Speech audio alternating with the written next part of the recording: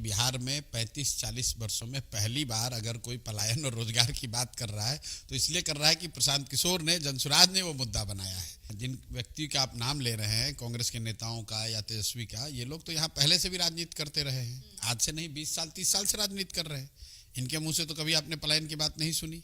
तो ये ज्ञान, ये इनलाइटनमेंट जो इनको हुआ है, ये तो जनसुराज के आने के बाद शुरू हुआ, जब हमने शुरू किया है कि बिहार का सबसे बड़ा मुद्दा पलायन है। बिहार का सबसे बड़ा मुद्दा यहाँ की ध्वस्त शिक्षा व्यवस्था है।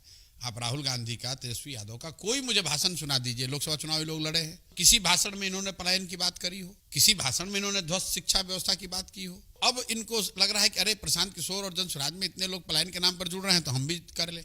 और वो देखिए, करे उससे कोई नुकसान, उससे तो फायदा है। यही तो जनसुराज की ताकत है, जनसुराज की जीत है कि बिहार का चुनाव अब इस पर तय किया जाएगा कि पलायन मुद्दा है कि नहीं, और उससे भी बढ़कर कि पलायन को रोकने का किसके पास प्लान है। प्रशांत किशोर और जनसुराज बता रहे हैं कि पलायन कैसे रुकेगा, और जैसे आज इन्होंने पलायन का मुद्दा उठाया है, वैसे एक ऐसा भी समय आएगा कि हमारे प्लान को भी उठाकर कहेंगे कि हाँ, यही प्लान है जिससे पलायन रुकेगा। महत्वपूर्ण बात यह है कि बिहार में लोकतंत्र सक्रिय हुआ है, लोकतंत्र की ताकत बढ़ी है, और जनता के मुद्दों पर बात हो रही है। वो इसलिए हो रहा है कि जनसुराज यहाँ पर आया है, एक नया विकल्प आया है। अच्छा है, खराब है, आपको पसंद है, नहीं पसंद है, लेकिन जनसुराज है तो इन मुद्दों की बात हो रही है। वरना बात ये होती कि राजद को कौन हराएगा, भाजपा को कौन हराएगा, इसके अलावा कोई बात ही नहीं होती।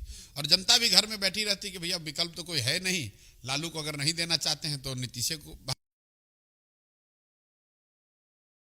तो लोकतंत्र की जब ताकत बढ़ेगी, लोकतंत्र में लोगों के पास विकल्प होंगे, जरूरी नहीं कि वो जनसुराज को स्वीकार करें, लेकिन विकल्प होगा तो उससे समाज का, राज्य का फायदा होगा।